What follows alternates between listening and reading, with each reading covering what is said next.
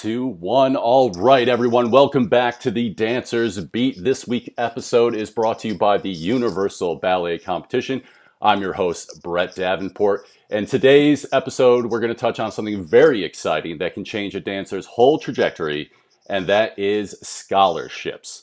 And since the very first season of UBC has awarded millions of dollars in scholarships and mentored countless dancers to reach the next level in their dance journey. And we're very lucky, once again, to have our fabulous judges. We have the contemporary program manager at Ballet West Academy in Salt Lake City, Michael Waldrop.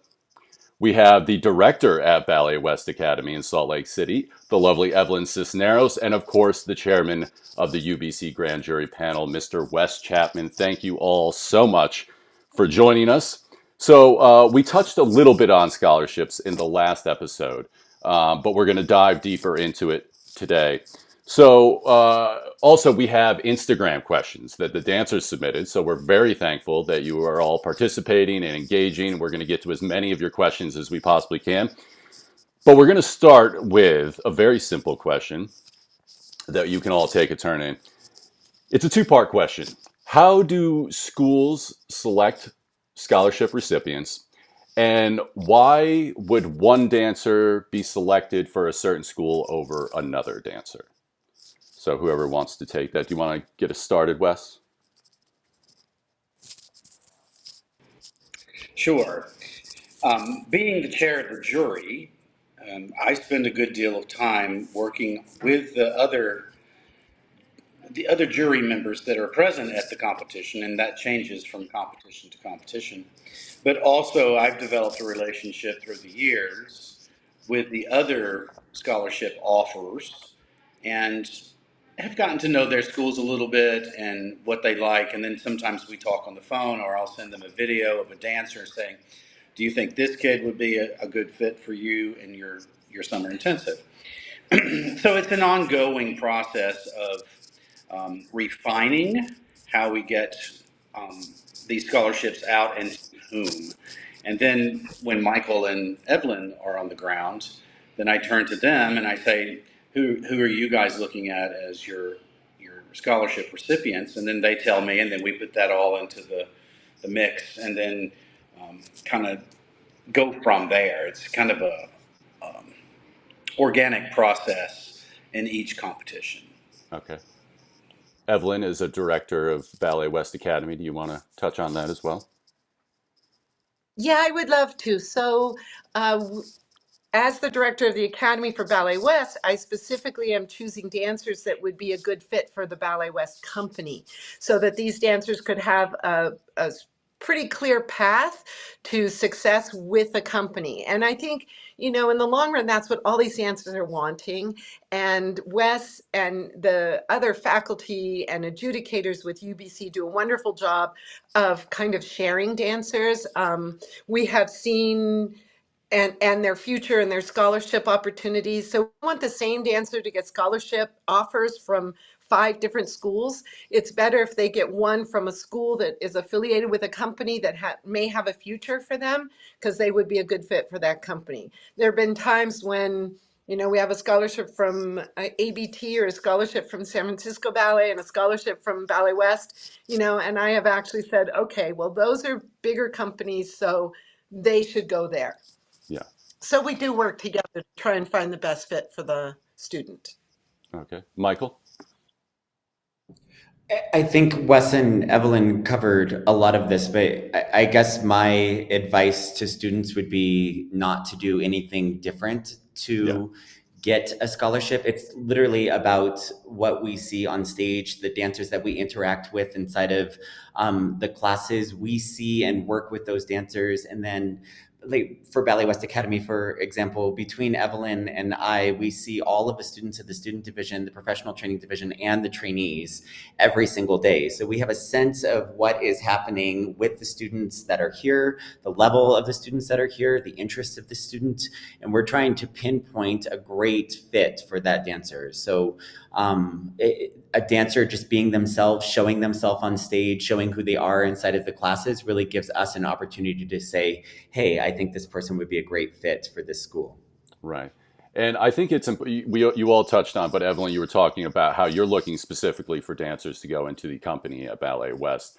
I believe it was Grace Holmes told me an interesting story one time that when she started at San Francisco Ballet as a dancer, uh, she said she was one of the tallest dancers there. She said 10 years later, she was one of the shortest dancers. And so I think it's important for a dancer to know that um, you not getting selected for a certain school or a certain scholarship is not a reflection of your talent or how hard you're working or what you all may see in that dancer. It just may be that that company at that time has taken on a certain aesthetic, and you wouldn't necessarily fit into that aesthetic, and you were probably better off, where you fit in somewhere else. So I think that's important for a dancer to know. Um, okay. So for scholarship selections, how much of a factor is the master classes? How much are you, when you're watching the master classes, how much is that factoring into a decision that you're potentially going to make for scholarships at the end of a competition? I think it certainly plays into it. We all um, either teach the classes or watch them, and then of course we see the dancers in competition. So it's a matter of, in my opinion, it's a matter of seeing, their classroom etiquette and the way they work in a class, and then to see them perform really gives us a better, clearer picture than any other process like this. I do know that kids go to summer intensive auditions, and that's also a very good thing to do. But in our case, at the competition, you know, we're watching the performer, we're watching them in class, we have a discussion about it, um, and then sometimes we know them from previous years, and that can come into play in terms of were they a good fit at this school, or maybe they would be better over here. So some of it is a little bit, um, again, back to organic. We try and do the right thing for every kid that we can.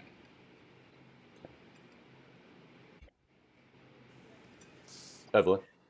I think that was beautifully said, Wes.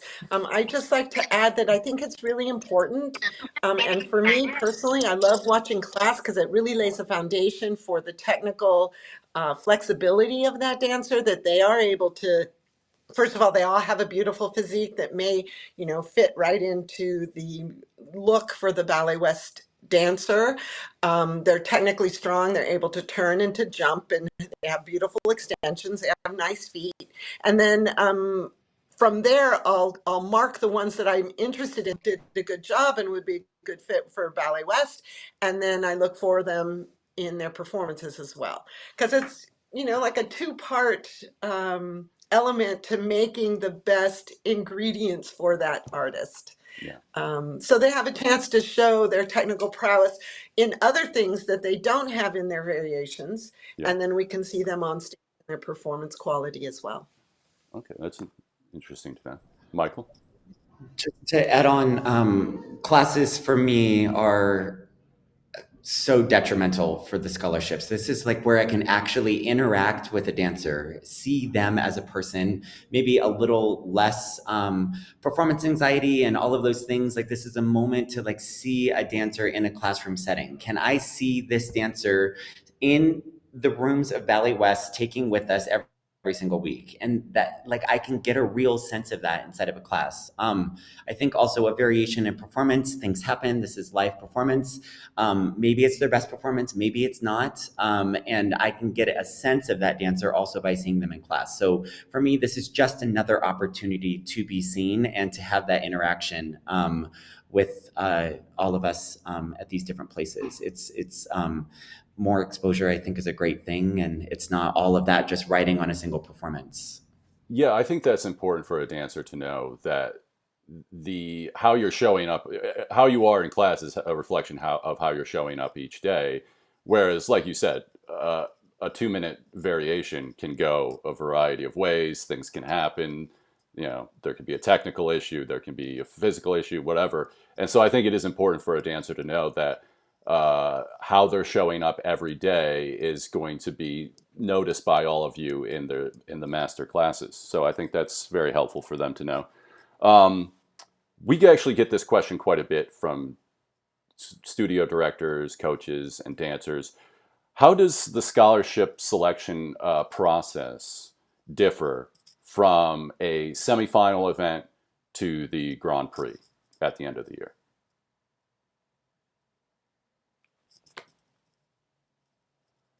What? I'm not sure that it is different. I Okay. think for me, I'm still kind of um, in my same process in terms of collecting information from the schools that are offering scholarships. Um, a lot of times, by the time we get to the final, it's very late for that summer. So then we're talking about for the summer coming up. And I think that, for me, it's about the same process. It's not a Okay. real big change. Um, but also, one thing, and this is a little tiny bit off subject, one thing in Valley West does this is they offer a short term stay, which I think is so interesting because then a kid gets an opportunity to go to Valley West for a week. Maybe it's a scholarship or San Francisco. They do that as well.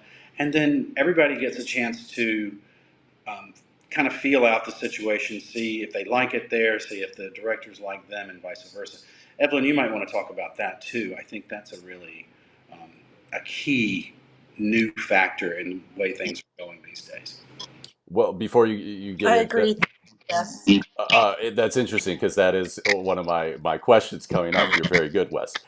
And then maybe we can just jump into that. Is how important are summer intensives and short stays uh, for a dancer? Well, so just first of all, linking on the back of what Wes was talking about, the Grand Prix is very, very effective for the fall term for us because summer is pretty much over. All the students hopefully have already made commitments to summer programs. And so then we're looking at the fall. The perfect prelude, I think, to finding a student and letting them sample what we do as well as us get to see them with the classes of classmates is the short stay. And that's worked so beautifully where we have a dancer come for 5 days. We offer them to stay in our housing. We connect them with a student there that can bring them to the ballet center. They can do all the classes of a level and really get a very real perspective on what it would be like to dance with us. And it's been very, very effective. I think it works in everybody's favor. We all get to try each other out. So, Michael? I was just going to add kind of this difference between semifinals and Grand Prix. I've seen schools offer for that summer that's immediately after Grand Prix, which, as Evelyn's saying, isn't very much time. I've seen them also offer for the next year. I've also seen them offer for short stays. I think when we get to Grand Prix, I always call it like the scholarship pot has been given out. We've had our audition tour. We've accepted dancers. We have a sense of who's coming for the summer. So our pot is pretty limited for that upcoming summer. I think it does give us an opportunity, though, for year-round training that I think a lot of schools do give opportunities for year-round based on the Grand Prix. That's kind of like in the way that the Grand Prix is the pinnacle of the season. It's also for us to be able to give like a large scholarship and give great opportunity. I know Adam gave a Valley West 2 position at Grand Prix last year. So exciting opportunities definitely come up at Grand Prix. Yes, that's important for dancers to know is that professional opportunities have come directly from the Grand Prix on multiple occasions. Does consistently denying scholarships affect future opportunities? Do you feel that way? That's a really good question. Um, the judges, we're adults. We get that kids are going to, especially the ones that are getting multiple offers, they can't take everything. We know that. But I do think that if the school gives a kid 3 times in a row and they don't come, they might give up on them and say, okay, Yeah. they're not interested in our school. That's fine, but it's not a punishment, and I want to be clear on that. Yeah. We would never, use it as a tool to punish anybody. Like, well, you didn't like us, so we don't like you now. It's not Right. like that. So I want to make sure that everybody hears that. But I do think that, if somebody's turned us down for 3 times in a row, then obviously we're not the right fit. That's fine. So, but then there might be that day on the third year that they do come, and it's great and wonderful, and we're all glad we did it. So it's hard. It's really hard to say, but we don't hold that against kids. That's good for them to know. Yeah. Do you think it's important then when a dancer is turning down an opportunity to do that formally, to just instead of just letting the opportunity go on, what's the word I'm looking for? Instead of just passing up on the opportunity, not saying anything and moving on, is it better for them to say, hey, thank you so much, but X, Y, and Z, I can't make it this year? Absolutely, Brett. I I do think think. that's a wonderful question. Go Go ahead, ahead, Wes. Evelyn. I want you to respond. No, you go. No, You go. I was just going to say that that's a great question, and that's things that we all come up on, because we offer scholarships and we're excited about a student. And then if they just ghost us, it doesn't feel good. We're offering a present to these kids, an opportunity to study and have a potential path to a profession and to a link to a company. And if you just blow it off and don't even reply saying, you know what, I love this, I would love to continue to keep this in my future perhaps, but I've already decided to take this other offer. That's great. And I remember that, rather than somebody that, like Wes said, you've offered a scholarship to them last year, you offer them again this year, and you never hear from them at all. Yeah. Because it is a small world. The Yeah. ballet world is very small. And, as you have heard, we do sit around and we talk about each student to try and find the best fit for them, and if Wes has had an experience with this student who totally ghosted him 3 times in a row, I'm a little more hesitant maybe to offer that student to come because, they may just blow me off the same. But it's really important. It's like writing thank you notes when you go to somebody's house for dinner. Those sort of follow throughs and just respectful appreciation for offers is very well received and remembered. And thank you. That ghosting is the word I was thinking of. So thank you. But yeah, and thank you notes are a lost art. But when I was a kid, I remember my mom used to make me write thank you notes for every occasion, and it is nice when you occasionally get one of those. Michael, did you want to add anything? I'm just going to touch on one more idea. Evelyn's heard me say this a million times. Giving out scholarships is one of my absolute favorite parts of this job. This is the thing that changes the trajectory of someone's life. Like, this could literally change someone's life. They get the opportunity to train in a way that they may not be training. They get the opportunity to, as Evelyn said, a trajectory into a company. Like, wow, like how incredible for us to be able to do this. When that, I think, isn't met with the same level of appreciation, especially consistently, that is a little hard for me. I know if I've given out a scholarship 3 times and every time I receive a beautiful note back that says, thank you so much for the opportunity. I love Ballet West. I would love to consider the opportunity, but I will be pursuing something else this summer and I'm already committed. That is, Evelyn and I will see that. We appreciate that message so much. So I guess it's not the turning down of it. It's not receiving a response. It might be kind of like a lack of professionalism. It might be like 2 months after getting the scholarship instead of, as Wes says, every award ceremony in that 2-week window, really making sure that you let that company know, because I could be changing someone else's life in another state with that money if I had heard that they want it or not. So again, it's just really just an opportunity for us to be able to change a student's life, give them an opportunity that they may not have had before. And that's really special to us. So when a student receives that gift from us with that same level of respect, it means a lot. Yeah. And like you said, that has happened many times. Dancers' lives have been changed by these scholarships and the opportunities at UBC. Wes, did you want to add anything else? Yeah, I just wanted to say, in every competition that I host, and I can't host them all in terms of the judges, I do say, don't forget and say it to the parents and to the students. If you can't accept the scholarship, please let that school know. So I do say that because some other people could get that opportunity. And it's what Michael said, but I do make that announcement during the award ceremonies, and I hope everyone takes that seriously. Yeah, that's good for them to know. So I actually had one question left over from last week that I think is very important, and then we're going to get into the dancers' questions. Um, one question, the one question I didn't get to that I wanted to, that does come up from time to time, is the sound is weird.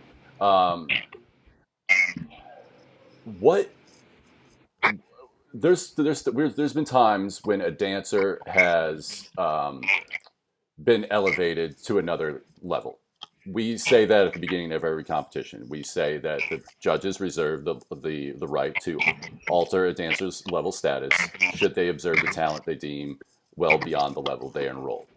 However, we have had issues with dancers saying, my dancer has only been dancing for X amount of years, and they were elevated into the competitive level, and now they went from say winning to now they finish fifth.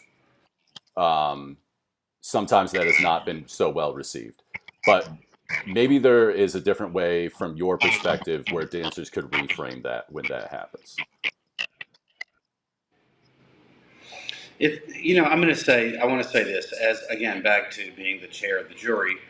Um, when these situations do come up, and it's not often, it doesn't happen a whole lot, but I tend to lean towards leaving the dancer in their category because often their students know more, or their teachers know more about their students than we do.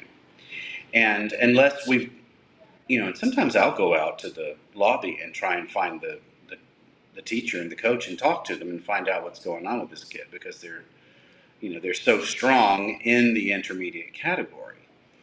And like you said, we find out, oh, well, they've only been taking dance for 9 months. That's why they were entered in the intermediate category.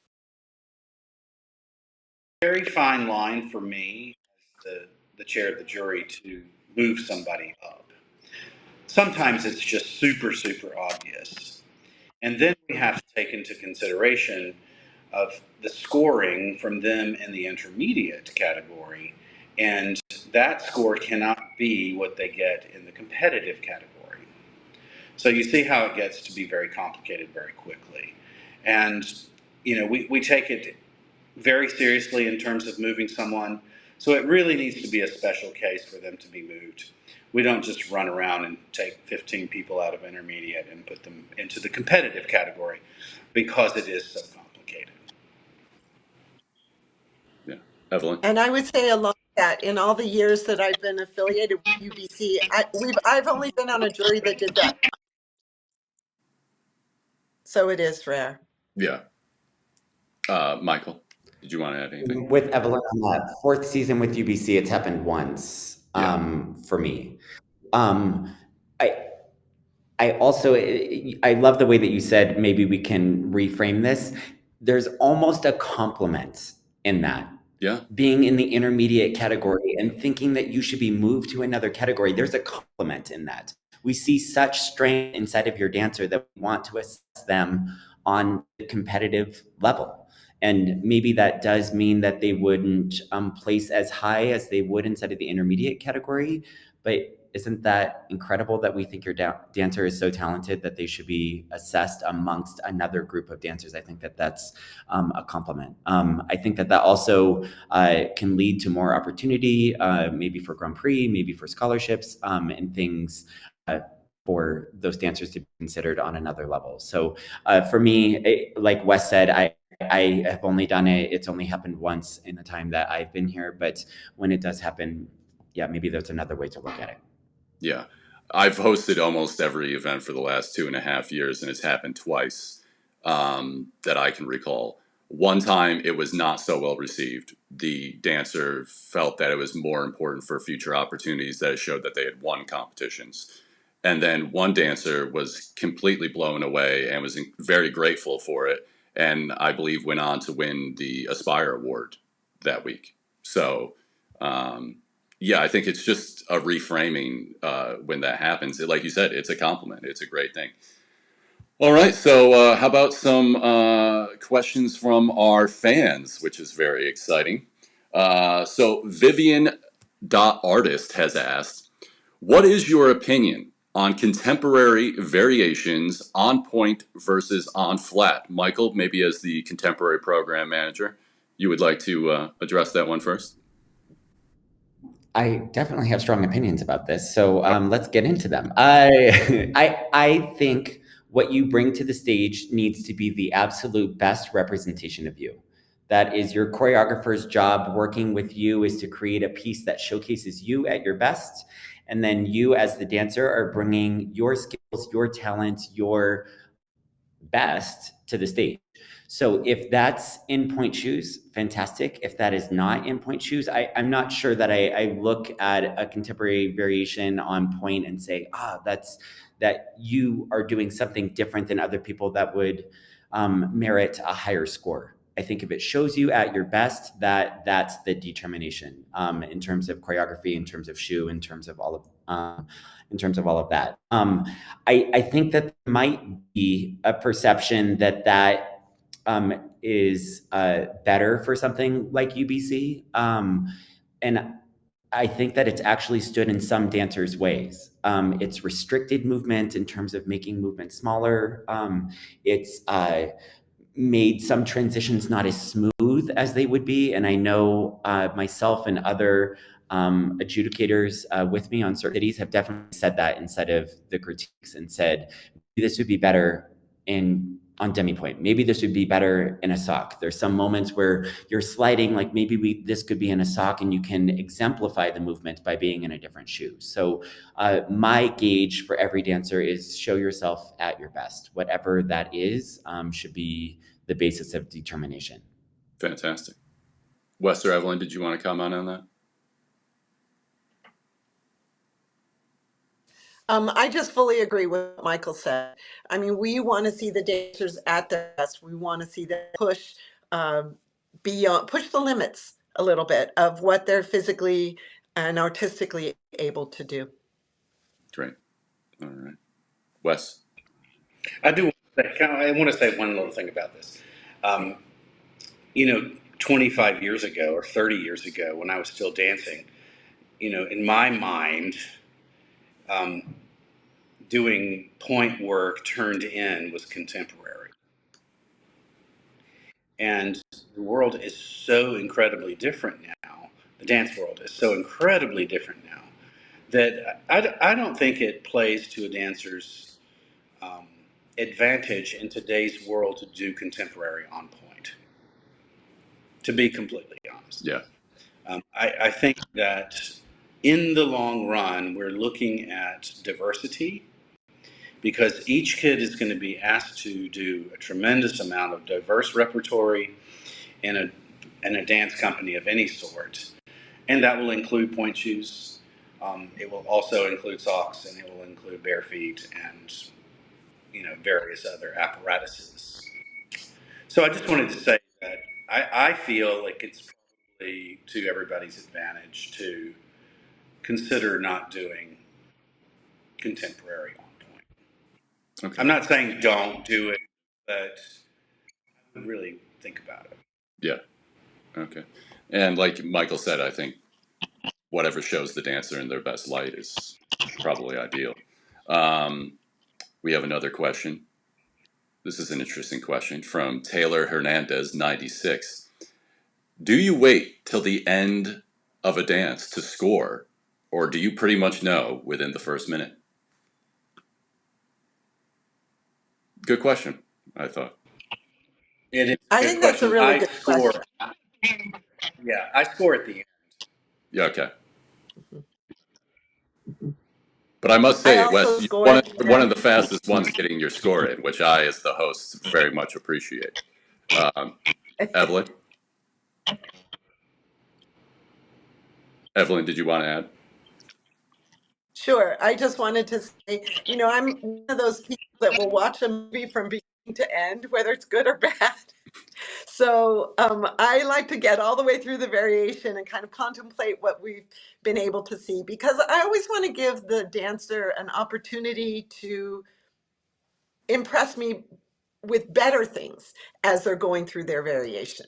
So I like to try and give them the benefit of the doubt to the end of their variation and just see how it all comes together before I'll make those decisions.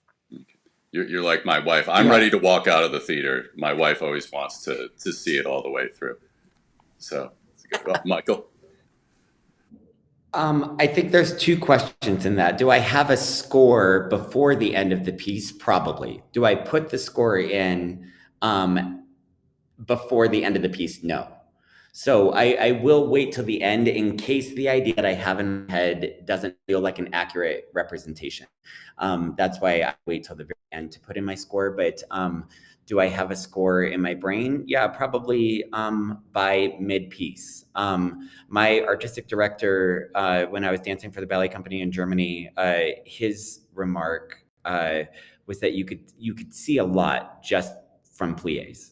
Like just a warm-up exercise in plie tells you so much about a dancer. So sometimes it doesn't take full class in order to assess a dancer. Sometimes it doesn't take the full variation to be able to provide that assessment. Sometimes it does happen very quickly. And other times I'm very surprised. And I might think that I know something, and then by the end I'm like, oh, that doesn't feel right. That's not an accurate representation of what I just saw. So different variations in that. Yeah. I will say, when I'm giving my adjectives after the dance, a lot of times I feel like the way the dancer comes on stage sets the tone for almost the entire performance a lot of the time. So that, I thought that was a great question. Here is another question from dancer underscore Sarah underscore 2002.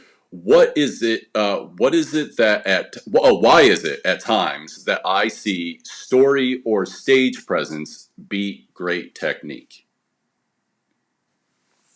I assume that's in their critiques that you give. So why is it that at times I see story or stage presence beat great technique from one of the judges? Evelyn, do you want to start? Sure. So, above all else, we have to remember it is a performing art. And the artistry of the student dancer is really, really important. And if they are presenting themselves in beautiful ways, even though maybe technically they're not, providing the best elements they have, we can still appreciate the artistry, the musicality, the performance quality that student may have, which is beautiful because, everybody excels in different levels. Um, yeah. Yeah. Wes? I mean, I take stage presence and artistry very seriously. I feel like I've seen dancers that come out and nail something and have no stage presence or any charisma supporting that. And I always talk about it, like, don't be afraid to warm up to me a little bit. Give me a little bit of your personality. These are the types of things I'll say if I feel like someone could give more from a stage performance personality. So I think it's hugely important. It's we want to see people tell the story or engage us in some way that makes us want to come to the theater and see people dance. And that's why we do all of this. And so I think it's hugely important. Yeah. Michael, do you want to add anything? I have a little spin on the question. For me, I think we're adjudicating that entire category. We're taking our background. We're also seeing it from the front.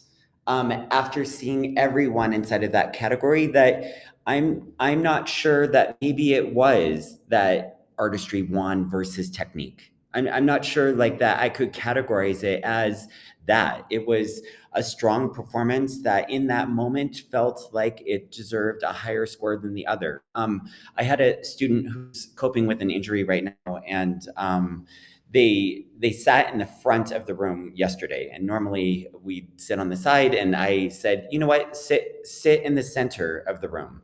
I want you to see as I see when I'm teaching a class.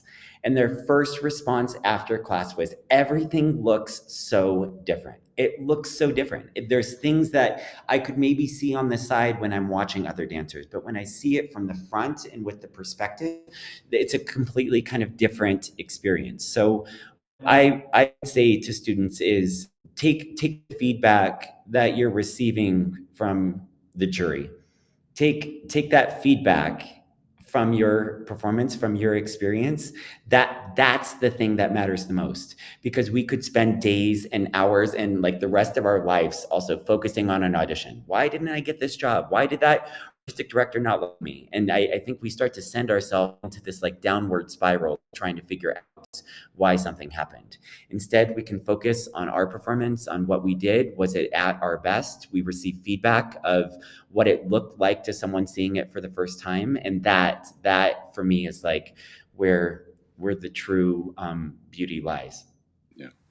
And from the audience's perspective, I can say most of the people in the audience are not going to be aware of perfect technique.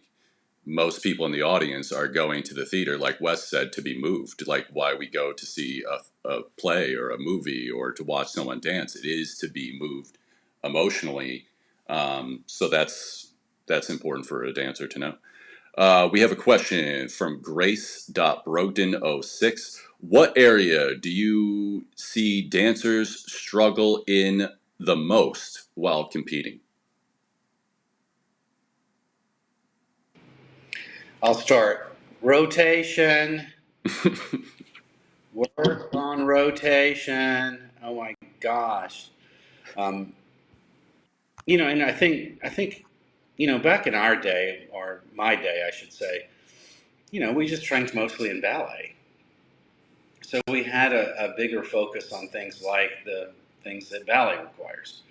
And nowadays, kids are training in different areas as well as ballet.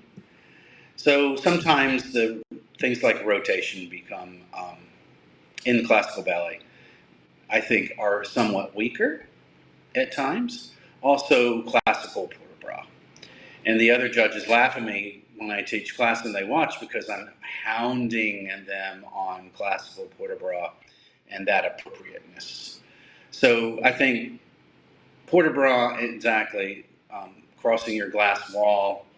If anybody's had class with me and the judges know this, crossing your glass wall is if you have a glass wall that separates your body. And when your arms do this in classical ballet, it's not classical anymore. Now, it's choreographic, and that's okay for choreography. And Mr. Balanchine did a lot of glass wall crossing, and that's fine, but it was choreography. So for me, it's rotation and port de bras. Okay. Fascinating. Evelyn? I agree with Wes 100%. You have to really, really focus on the technique so then you can add the artistry on top. And then all the steps are easy, so you're free to be more artistic. If you try and be more artistic, but your technique isn't there, we have to look back at the foundation of the classical ballet repertory, which is based on outward rotation from your hips. You have to point those beautiful feet. And Classical port de bras, when I was dancing, and Americans were thought to not have good port de bras, and my whole generation worked really hard to make sure that we were classical and we didn't cross glass walls, and we were very respectful of the classical art form. And, that tradition is so important, and it's so important and essential for this generation to continue it forward. That's great for dancers to know. Michael? Diving into contemporary a bit, I don't want to say the biggest weakness. I would say the thing that I tend to talk about the most when I'm adjudicating, and I talk about a lot with my students every single day. The reach and the extreme of the body can't just be reliant on the extremities. I can't go with my arms and reach my hands as far as they can and that be the most expansive position inside my body. Expansiveness is reliant on your entire body creating an expansive shape. There's a lot of moments where I see a wide shape being made and then a short transition. If my students were here, they could literally probably say this all verbatim, but the wide shape needs a wide transition also. So I'd say the width of the movement. I tell dancers frequently also in adjudication, watch back in the video and cover up the extremities. So don't watch the arms, don't watch the legs, and see how much your actual body is moving. Are we finding extremes and bend of the body? Are we using the spine? What is the actual whole body doing, not just the extremities? That would be my first thing that I say frequently. And the second would be the use of plie. I think as a dancer in our contemporary movement, we look for depth of plie. Depth of plie for me comes from width of movement. So if I'm in this narrow position and just drop down, that's not kind of the use of plie that I'm looking for. It also doesn't translate into other styles because I'm not in a demi-plie at bar in classical ballet just bending my knees and dropping down. There's a width inside of the movement in order to create that depth. I like for that to be translated also into contemporary movement. So weight to the pelvis, wide positions, wide transitions, all of those ideas are the thing that I would say I focus on a lot in adjudicating contemporary work. I think that's all fantastic information for these dancers to know. We have one final question from one of our, no, we actually have a question from a parent. Does UBC give international scholarships? My daughter is tall and has been told to focus EU, so Europe. So Christy Marin is asking, does UBC give international scholarships? My daughter is tall and has been told to focus on Europe. We have given some international scholarships. I don't know that being told Europe is the place for tall dancers is necessarily accurate. I think there are plenty of places, Ballet West being one of them, where there are, they lean towards more of the taller dancers. So I think, Europe is certainly something to consider, but there are tall companies in the States too. Maybe the Ballet West people can respond to that as well. Evelyn, Michael. Sorry. Yeah, Ballet West is known for its tall dancers. I was just talking about Victoria Vasos, who's one of the leading soloists here, who is actually doing a little stint with lines right now. She's 6'1", barefoot. Wow. When I go in to teach company class, I've said this, Michael's heard this, I feel like I'm walking through the redwood forest because they're all so tall. It's really amazing. So the short dancer in Ballet West is 5'4". Adam doesn't take anybody under 5'4" because they have to go with the over 6 foot, both women and men in the company. So tall dancers, Ballet West is your American company. So I would certainly look into that. Okay, great. I think the other thing that scholarships and year-round training that's provided from UBC, the ballet world is small, and the exposure and the right pre-professional training will be able to grant you access to that also. I think if you're training with the right people, they just are going to pick up the phone and say, hey, I think that you're a great fit for X, Y, or Z. That will then be a phone call for exposure, for auditioning, for finding the path into that. So I think opportunity lives everywhere. It might not just be for an international company right away, but building all of that through the companies that are providing scholarship and opportunity at UBC, that can also lead to other opportunities internationally. Great. So you don't have to go all the way to Europe. You can go to beautiful Salt Lake City. Check that out. So we do have one last question Correct. for answer. Ariella Booze Dance has asked, well, starts off with a statement. You guys are all amazing. Loved all my critiques I got back. At finals, what do you look for differently?